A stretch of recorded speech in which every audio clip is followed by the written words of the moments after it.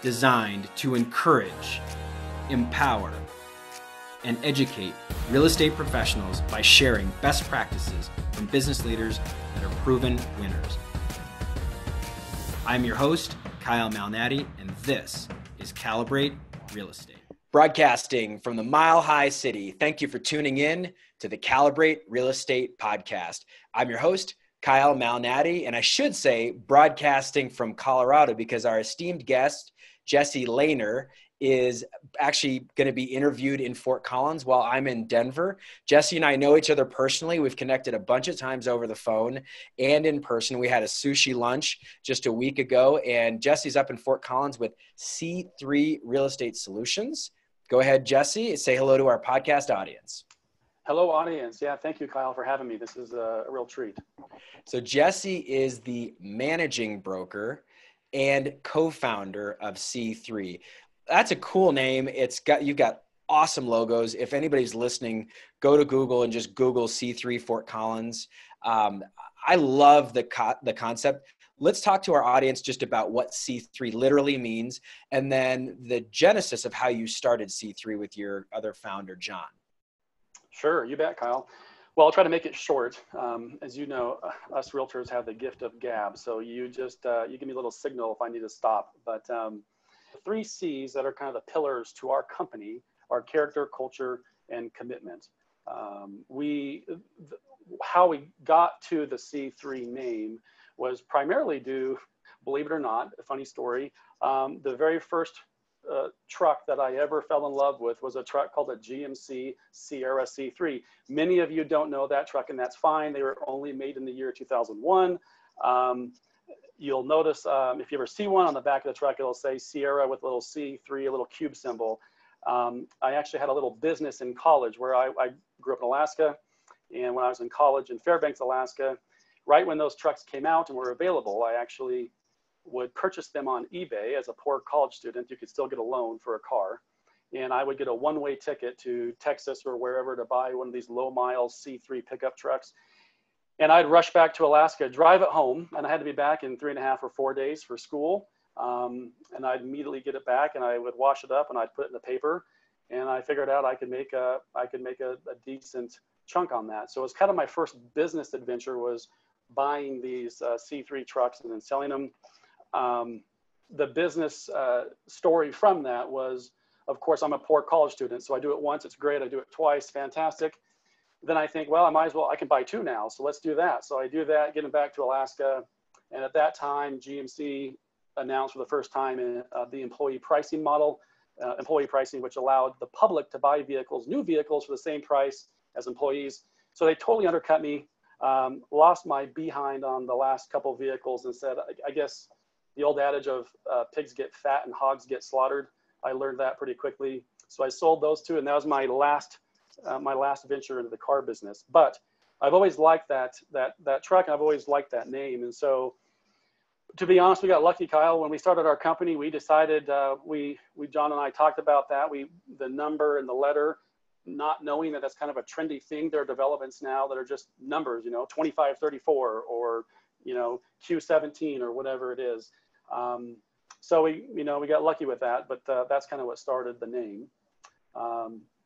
Now, how the company really formed was we were selling, John and I both, John Simmons is the other founder of our company. He and I were real estate agents at a well-known firm in our area. Many people have probably heard of that company, called The Group Real Estate. We always like to mention them. They were very, Larry Kendall and the group, were certainly our mentors, and where John and I cut our teeth and sold real estate. We always want to give credit to that and their support as we went on with our venture. We were selling there together, separate realtors, but next to each other. And I used to get these little CDs sent to me by a mortgage broker. They were called TalkJet CDs, and they were interviews with highly successful real estate agents, one of which happened to be Chad Goldwasser in Austin, Texas. And after listening to that interview, I reached out to Chad and said, hey, can I come down and meet with you? I'd really like to learn more about what you do and how you do it. He, of course, was gracious. And as I was getting ready to go, I asked John, just he happened to be in the office, do you want to come along? He said, I'd love to. So we both went to Austin to meet with Chad. part of our belief is needing to get outside your area and meet with people and grow your perceptual map, and those people that that know more than you, that are successful, that you want to be around them.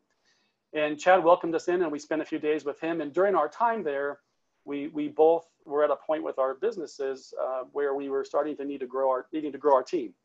And probably over a few drinks, we got the harebrained idea that we could start our own real estate company. A little bit of entrepreneurial spirit mixed with some naiveness about really how much work it was going to take. And we had just enough energy to kick that off. And so we started thinking about it there. That's the classic, sketched it out on a piece of paper, a napkin, so to speak. And just kind of thought about, if we were to create a real estate firm today that we would want to sell real estate in, what would that look like? And where is the real estate world going? It kind of took off from there. I love that story, because I'm sitting here at lunch with you last week, and we're just talking through, just like lots of realtors do, who we know and how your company started. And I hear this story, and Chad Goldwasser is a name that I know. And the reason I know it is because I was coached in 2009 by a thought leader named Rory Vaden. Rory Vaden wrote a book called Take the Stairs. And in that book, he surveyed several of his clients that were highly successful. Chad Goldwasser was one of his clients. And at the time, Chad was the #2 agent in all of Keller Williams. Sold something like 550 homes in 1 year. I mean, just crazy. And so I connected with Chad, actually, and this is probably now almost 8 years ago. So when I heard that you did that, I was like, man, we are so alike. That's so great. And it just goes to show you that the real estate community, and one of the reasons why we do a podcast, is the real estate community is so sharing, especially once you're outside of your own maybe competitive environment. So I love that you connected with Chad. Now, what did you learn from Chad at that time? And then how did you then leverage it as you were starting your own company, C3? Sure. Great question. So, boy, we learned a lot from Chad. Number one, that we were small fish compared to what he was doing. And we were blown away with the energy in his office and what he was leading. At that time, he was no longer with Keller Williams. He had started Goldwasser Realty. And I believe now it's called Pure Gold Realty in Austin, Texas. And he's still going strong. But yeah, John and I were just wowed at what he did, his systems. He was extremely gracious with, hey, this is what we use. This is our marketing plan. These are our buyer's packets, our wow packets. This is how we operate. Giving us business advice if we were thinking of starting our own firm, maybe who to hire, who not to hire. He just really opened the door and shared a lot of from his past experiences and some failures and some things that were learning experiences for him. And so we took that and took it to heart and said, boy, we don't have to recreate the wheel. We just need to find people who have been successful doing it before and just mimic what they do. It's really a copycat business in a lot of ways. And you are right. Your point of this real estate world and people being willing to share. What I found in my life is the truly successful business owners, real estate professionals, you name it, will have no problem sharing with you if you ask them about their tips and tricks and their secrets, because they believe in abundance. They don't believe that you're going to have an effect on their business. And what we all realize is that none of us got to where we are without the help of somebody else, including them. So it's part of all of their mentality, typically in their DNA, to give back and to help other people be successful.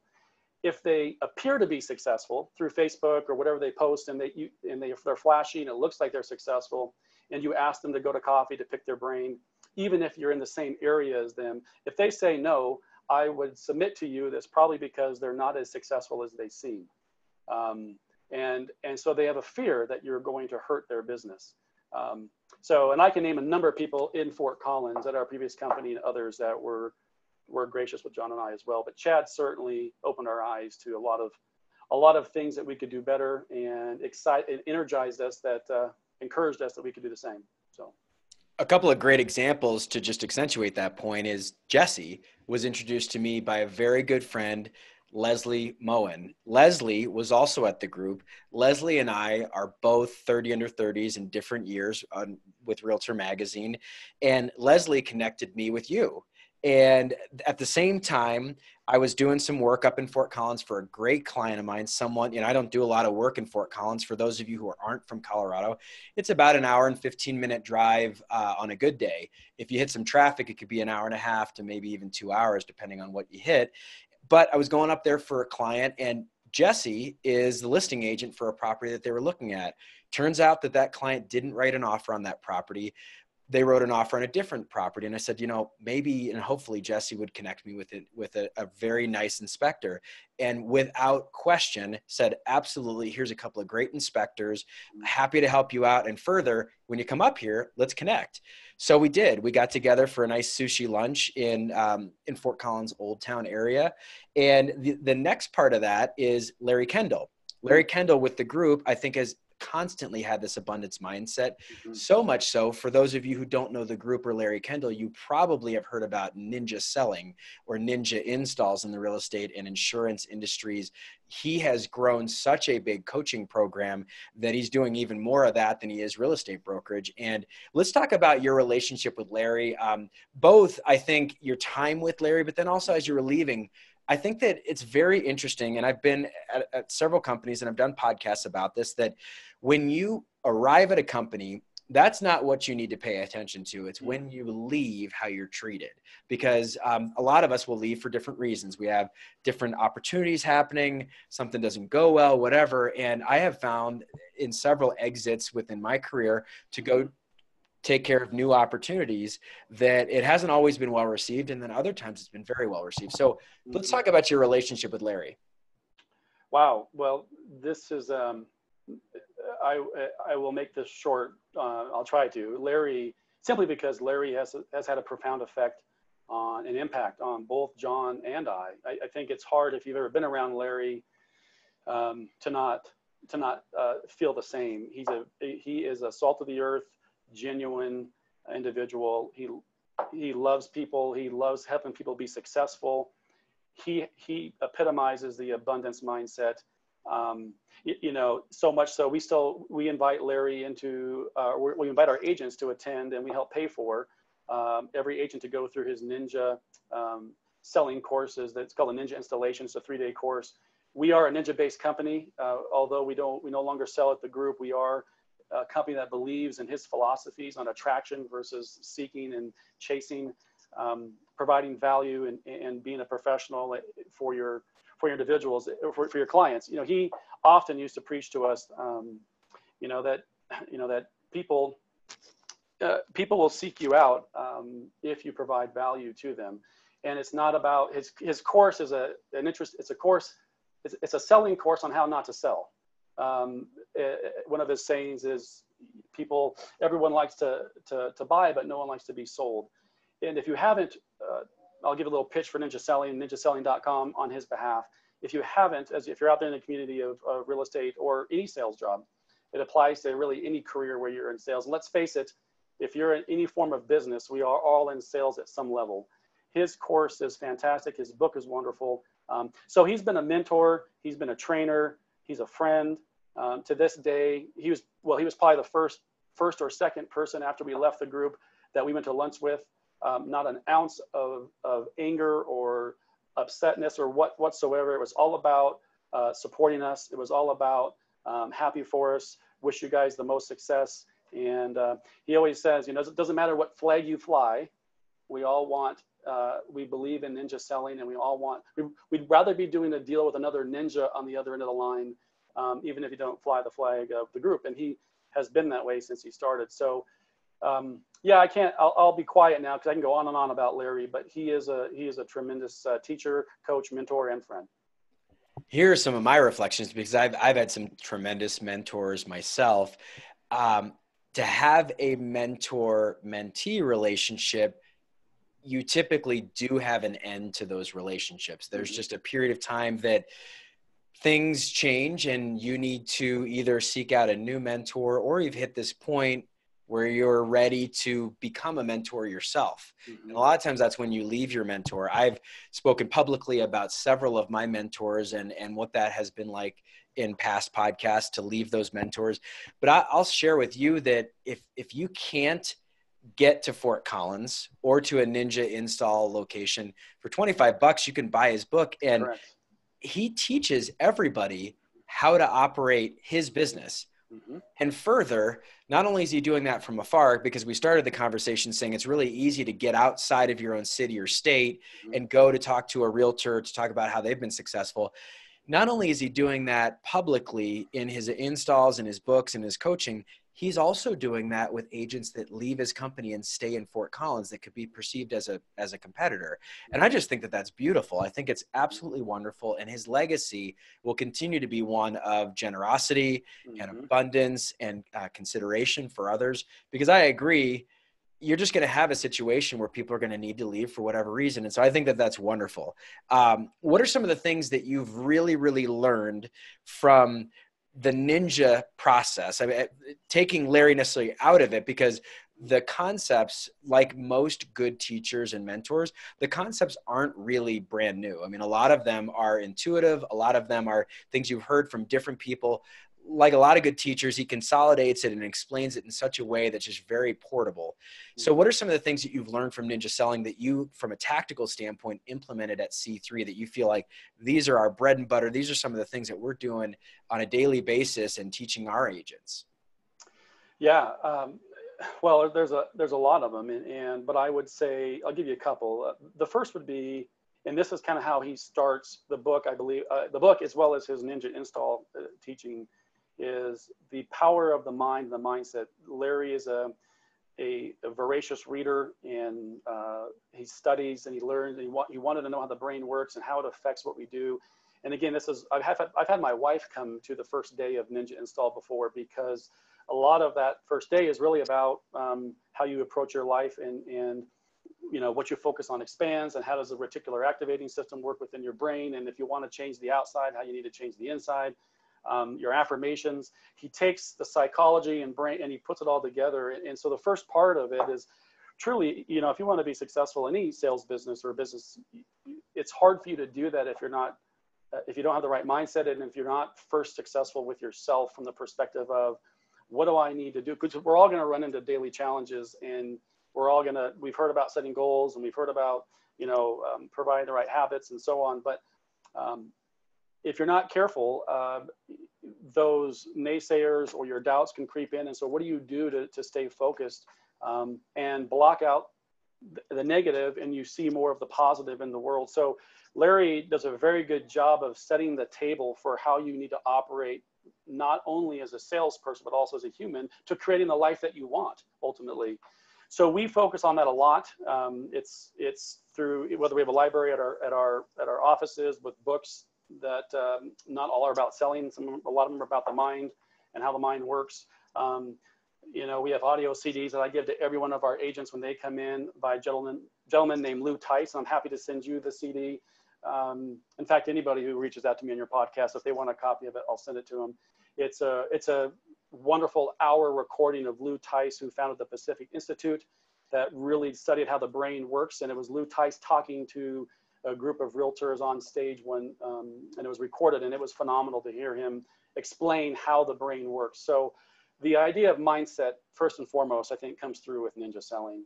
Second to that also would be creating the daily habits that are successful. And what Larry does in his Ninja Selling, and why it's so important, is he essentially figured out, by interviewing many, many agents and following the habits that his successful agents were having at the group, and documented and found the similarities as to what they were doing and to how they were successful, and then put it into a plan and said, here you go. And if you follow this plan, you're going to be successful.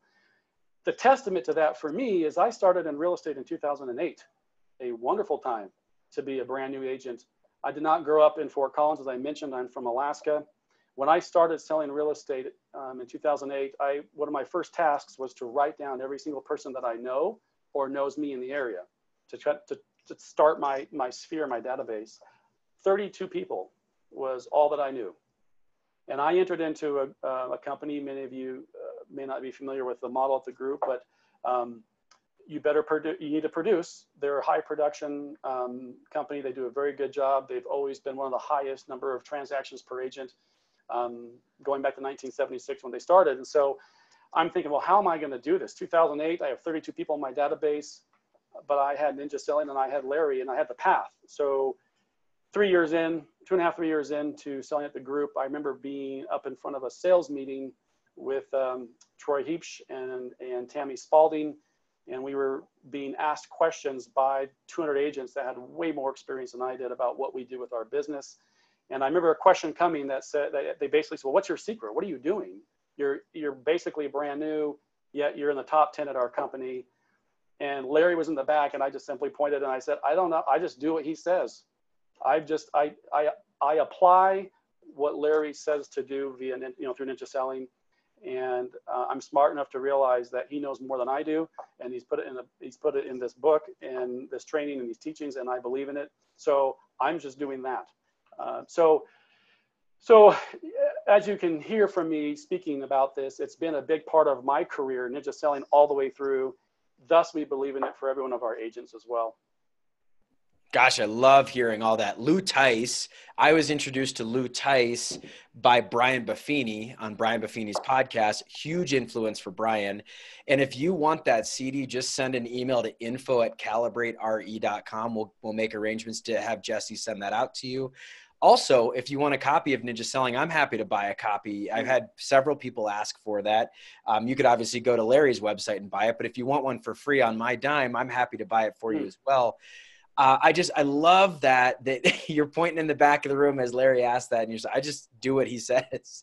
I will say that the business isn't all that difficult, but you do have to follow a plan. And so now that you're the managing broker and you're that guide for a lot of agents, whether they're new or experienced, what are some of the things that you're seeing within your own organization that you just feel like sets a top-notch, top echelon agent apart from maybe the average? And I think that's very important, is that there's just a couple of little subtle things that top agents do that some of the average agents or below average agents aren't doing.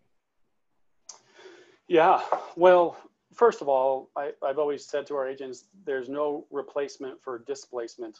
And what I mean by that, that's a throwback to drag racing. Back when the larger the motor, more cc's, more displacement, it's hard. You almost always have a foot up or a leg up on someone else who has a smaller motor, right? So relating it to real estate, I relate that to energy or your output or your work ethic. There's no replacement for someone, just working extremely hard at what they do. And it starts with that. I think a lot of people get into this business because they see, from what they see, it seems like an easy business. It seems like it's a lower barrier to entry to get not that hard to get your license, really not that hard to pass the test. We've always said it's a very hard, easy business.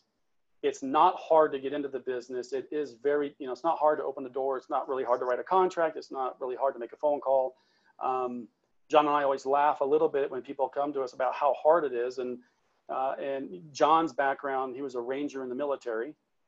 So when you want to talk about someone who understands difficult measures or difficult things, that's John. And my background was I grew up in Alaska and had to do, I was that proverbial gym rat. I was a basketball player all through college. And so my whole life, it was just always about how do I outwork the next person. And so the idea of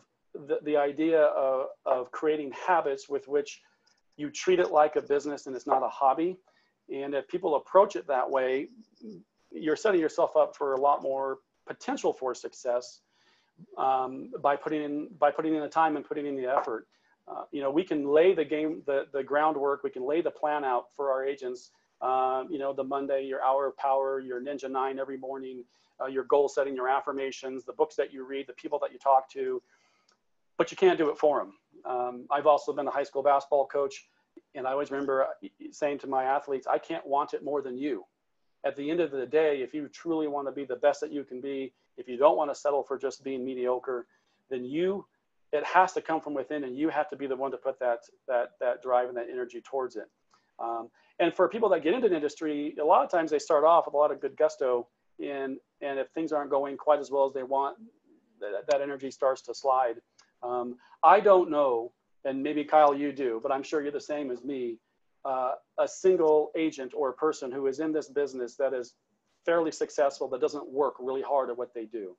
When I say work really hard, I mean, it's time. Yes, as you get later in your career, maybe you are, I don't do open houses anymore.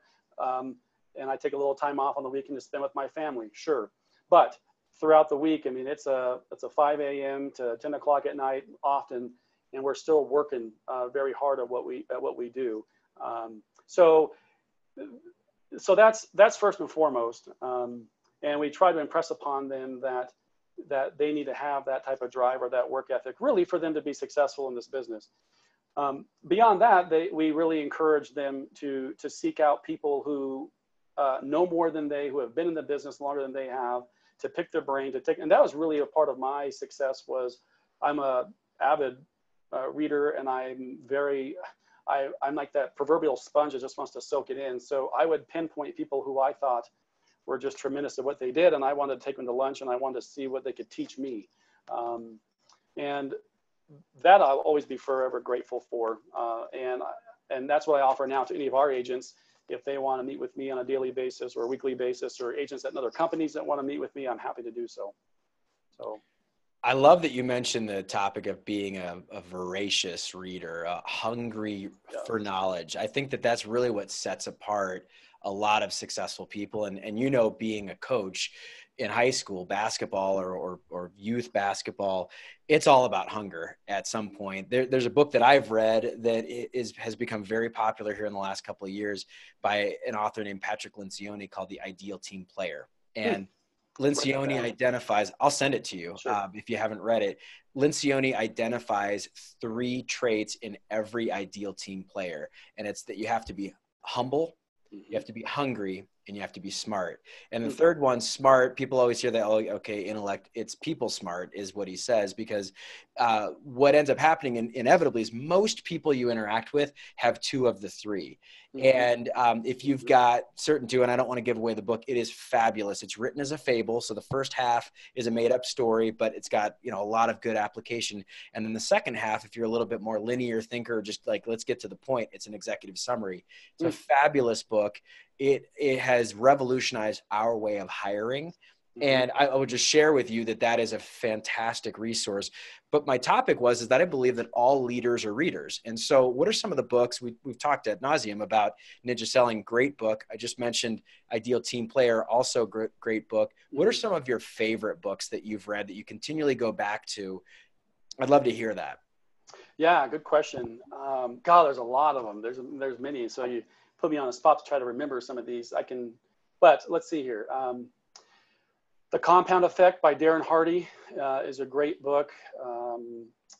I just recently finished a book called The Last Arrow by Erwin Raphael McManus, and that's another really good book about essentially not leaving anything left, using your last arrow out of your quiver, but when you pass on, that you've given everything that you have. The Slight Edge by Jeff Olson's a good book, really good book. Of course, The Go-Giver by Bob Berg and John David Mann. That's always a good standby as well. Currently, I'm reading Tony Robbins' Unshakable. That's what's on my nightstand right now. Mostly because that book is a little bit more about investing into the market and some principles around that. I am a heavy real estate. I drink my own Kool-Aid, and I'm trying to expand my knowledge about other markets and other things. And I'm happy to support Tony and his mission to feed the world. Feeding America, I believe, is his goal is to feed over 100 million people, and 100% of the proceeds from this book go to that mission. So that's what I'm currently reading. But those are a few, give you an idea. I love that. And I love the way that you describe that, what's currently on my nightstand, because for business owners, we always have something that we're reading, digesting, and it is that on your nightstand or at your coffee table or what have you. So love those books. Some of them I haven't read and I'll have to check out. Okay. So we've got a couple of set questions that we ask every guest that we'll end our podcast with. So the first question is that I feel like every person that's been successful, and you know this from being a coach, but also being a leader and a trainer, every person who's been successful very much is standing on a mountain of failure. They've had adversity in their life and some things that have knocked them down and almost shaken them to their core. Without sounding overly dramatic, I'm sure that there's been a few things. And you mentioned in your visit with Chad Goldwasser, he shared some of those failures. What are some of the things that you have learned in your journey as a business owner that you would say were pretty major setbacks? And most importantly, when that setback happened, what was the learning that came out of it? Well, let's see. I think more big picture, maybe my belief on failure and how I see that. I think it is inevitable that you are going to fail. I just was speaking about Tony Robbins and about the book, and I also was recently listening to a podcast with him and Gary Vaynerchuk talking about his book, and Tony shares in that interview a failure that he had where he had signed up and agreed there some business he was going to do with some partners and ended up not going well, and he had signed on, other two business partners flaked, and anyway he was left holding some debt, and the debt was $120 million. And Tony took ownership in the fact that he didn't understand what joint and several team meant when he signed the contract and so on. And to me, that is the mindset that successful people have, is that it's never someone else's problem. It's never someone else's fault why I might fail.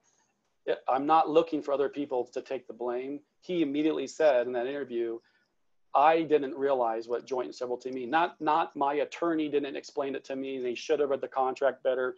He took full accountability and responsibility. So for me, if you're going after your dreams and you're trying to achieve things, you are going to fail. That is part of the process, as we all know.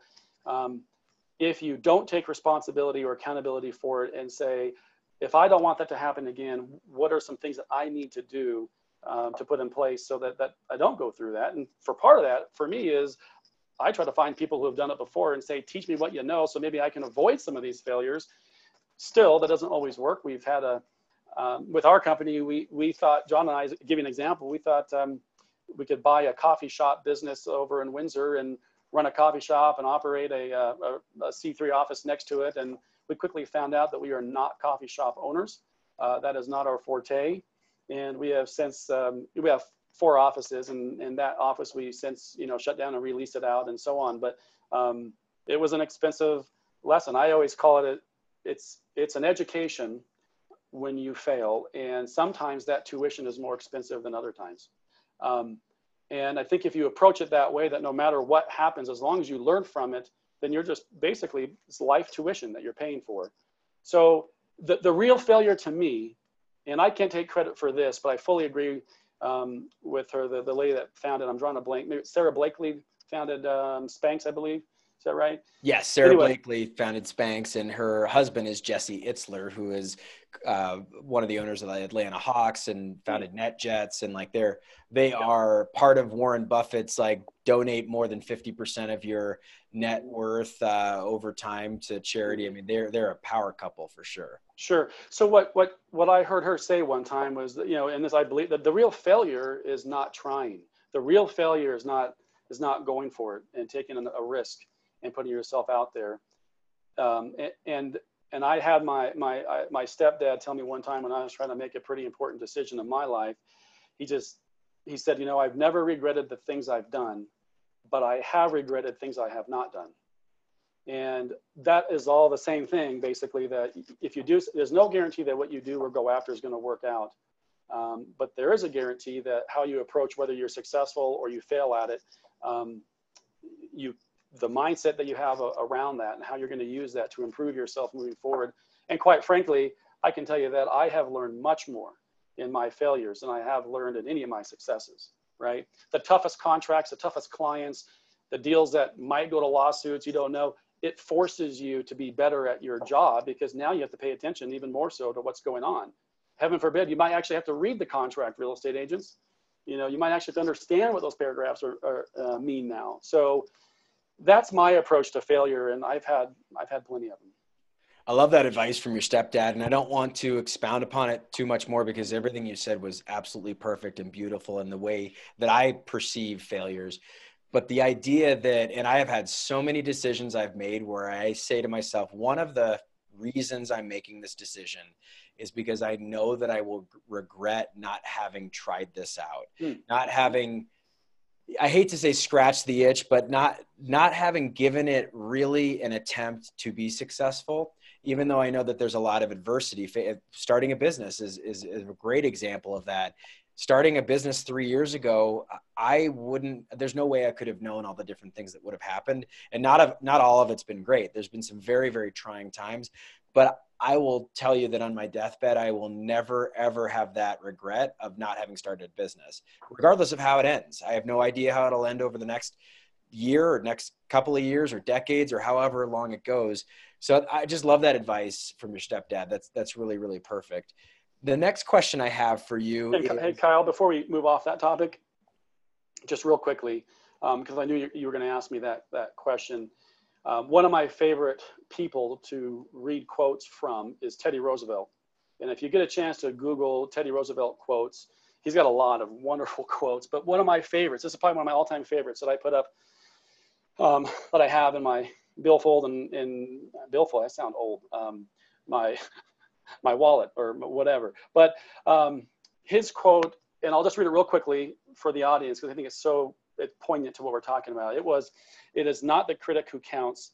The credit belongs to the man who is actually in the arena, whose face is marred by the dust and sweat and blood, who strives valiantly, who at worst, if he fails, at least fails while daring greatly, so that his place shall never be with those cold and timid souls who know neither victory nor defeat. I love that. I think that is ultimately what we're talking about is you're going to go for it and there's no guarantee, but at least you won't be with those timid, cold souls that never even tried, right? The really cool thing about that is I shared that quote maybe 3 or 4 podcast episodes ago. So we're very much kindred spirits. And for those of you that don't know Teddy Roosevelt, besides being president, which is obviously a huge responsibility, and you don't just, get luck into becoming the president of the United States. Teddy Roosevelt was an outdoorsman, was an explorer, was a boxer. And so when he talks about being in the ring and having your face, marred, scarred, dust, all that type of stuff, a lot of that comes from boxing. And Teddy Roosevelt and the Rough Riders is a very cool part of his history. So I love that. Absolutely love that quote. It's a great one. So much so that I shared it in a past podcast. So I love that you shared it. Great. We didn't know that was going to happen. No. The next question that I have for you is kind of on the lighter side. And it's a question we've been asking more recently. It hasn't been part of this podcast for a long time, but what's your happy place? We're in a really stressful industry, and we had a conversation over lunch, so I think I kind of know where this might go. But what is that place, literally or figuratively? And I'm thinking back to the movie Happy Gilmore, where Happy goes to his happy place and all of a sudden starts playing great golf again. But what's that place that just you can chill out, that you feel like you can kind of slough off the stresses of the world and just makes you feel really good and makes you feel whole? That's an easy answer. And anyone that knows me knows how passionate I am about my home state of Alaska. And I would encourage everyone, if you have not ever been to that state, you need to go. And I've never heard of a single soul who has not gone there, who has not just loved their time there. But for me, it is in the mountains in Alaska, no cell phone, and just being surrounded by wilderness. It's funny that you asked that question today, because a year ago today, I actually just texted my brother this morning where I said, do you realize what today was a year ago? A year ago today, my brother and I were getting on a plane in Denver, Colorado to fly to Alaska for a 14-day trek through the Alaska range. With nothing but whatever we had on our back. And I remember this day coming, last year, anticipating it. And then this year we didn't go this year. We both texted back and forth saying next year we're doing it again. So for me, there's no place like home. And then when you combine that with the greatness of that state, that is my happy place. And now with my family being able to join me there in Alaska, that's my son and my wife, Amy.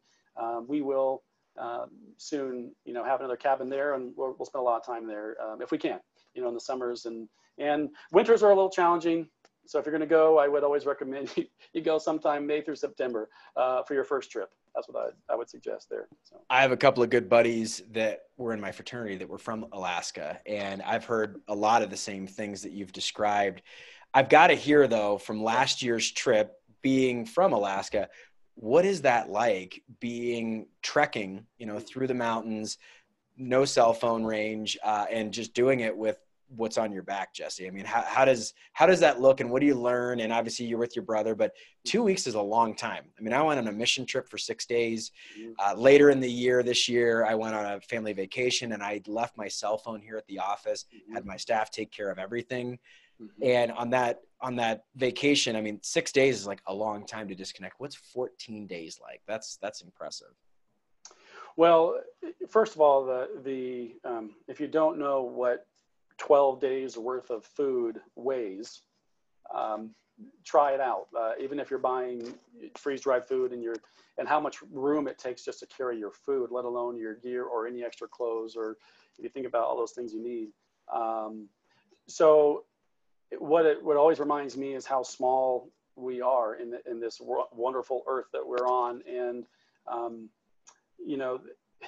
when you don't have the distractions of your cell phone or your computer, and it's not on purpose, it's not even that you have an option. I mean, there's no connection to the outside world. I think it's just good for your soul, for resetting and getting yourself away from the daily, chores that we're all in and the hecticness that we're in. I'd say 12 days is probably a little bit extreme. Like you said, 6 days might be a little bit more realistic, but mentally it was a challenge. You start getting into 8 to 10 days of climbing these mountains with 70, 80 pounds on your back. It starts to wear on you. Now, by the end of the trip, I tell you, Kyle, you come back from that thinking your legs are finally in shape and your body's in shape, and I probably lost 15 pounds. You can't consume enough calories. You probably burn about 10,000 calories a day. You can only really consume about 2,000. So you come back, a little thinner and whatnot, but you feel like at that point you can conquer the world. I think anytime you can put yourself in a situation where you're not quite sure if you can do it, and you challenge yourself that way. I won't get off on a tangent, but a kid I went to high school with is a Navy SEAL, went on to be a member of SEAL Team 6, very accomplished young man. And that's what the SEALs are very good at. And what they thrive on is they constantly put themselves in positions where I wonder if we can do it. They're always testing themselves. Can I do this? Can I get out of the situation? Can I survive? Whatever it is. And I think what happens is when you keep putting yourself in those situations, you start to develop this resolve that if I can do that, or what I just did and made it through, then, having a slow month in real estate is not going to, that's nothing compared to that. And so anyway, I think that's what I try to do. I try to throw myself into positions with somewhat, somewhat repeatable patterns, as far as I can't do that 12-day trip all the time, but it could be a little thing. Don't ever watch Navy SEAL videos on YouTube in the morning before work, because you're going to want to do something outside your comfort zone. And that happened to me one morning, and I'm off. Wonder how long it's going to take me. Can I do 500 push-ups? Like, wonder how long I can do that. How fast can I get that 500 push-ups done? But the idea being is, what can I do to kind of throw myself out of the norm? So that's what I use those trips for. And then you come back and you say, okay, this contract issue that I'm having is not that big a deal. So I think it's good to do that. That's a beautiful answer. Okay, Jesse Lehner, final question. And I think this was a very good segue into this question, but the concept is Dear Younger Me, which comes from a song that I really enjoy. And the idea is the author is writing a letter to themselves. I have dubbed this as the advice you wish you knew when you were 22. And I think you've talked a lot about that throughout our interview, but if you could write a letter back to yourself now that you're a little bit older, what would you say to that 22-year-old version of yourself? That's part one. Part two, I know that you interact with some 20-somethings in C3, and what are you saying to those folks as they're starting their career? Well, first of all, I tell my 20-some-year-old self that you should have gotten to real estate a lot sooner. I really feel like we're blessed to be in a wonderful career. I've been around a lot of people that own businesses. I've owned different businesses. We have an agent in our office that owns 8 to 10 different businesses. And he's one of our top 5 agents at our company, just an entrepreneurial mind. And what we've all come to realize is this real estate business, the business of selling real estate, being a realtor, it allows you some opportunities to provide for your family like none other in a lot of careers. it's not easy by any means, but if you focus and you dedicate yourself to it, you can create a legacy for your family and yourself. So number one, I wish I wouldn't have waited until I was 33 or 32 years old when I got into real estate. I wish I would have started sooner. Now, the advice I would have given myself at 22 also would have been, you have to enjoy it. I was always so focused on trying to improve myself, and that at the time was basketball. So it was constantly, looking at every game film and breaking down everything that I did wrong so that I could fix those things or I could improve upon it. So no matter what I did right, I was always searching to look for those things I did wrong. And the Lou Tice CD that I mentioned earlier, which I didn't say this, but that was actually recording him at a Buffini conference, talking to realtors. One of the things he talks about is how powerful self-talk is. And that's the one thing he always says. If I could leave one thing with my grandkids, it would be the importance of the power of self-talk. And so you have to be a little careful. I tell myself to be a little careful with always seeking out the bad things that I did, because a lot of times, and it just you re-emphasize those things that you did wrong versus looking for the things that you did right and focusing on the things that you've done right to re-emphasize that's what you want more of. It's okay to know that you're not doing certain things correctly, but then you need to focus on also the things that you've done right. And I was blind to trying to see those things I did right. And I think that probably held me back in some regard because I was constantly focusing on the things I wasn't doing right. So that was that question. And remind you your second question. Just what you would say to someone that's in their 20s now that you're their leader or their mentor, just advice for 20-somethings.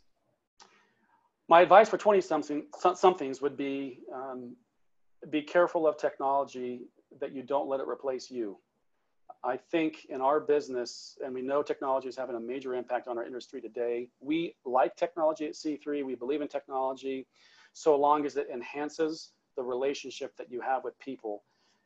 If 20-somethings can remember the importance of a relationship, the importance of listening to that's a real skill, believe it or not. And I have to teach them that sometimes is, are you really listening, or are you just waiting till they're done talking so that you can answer, or are you just texting them because you don't want to talk to them?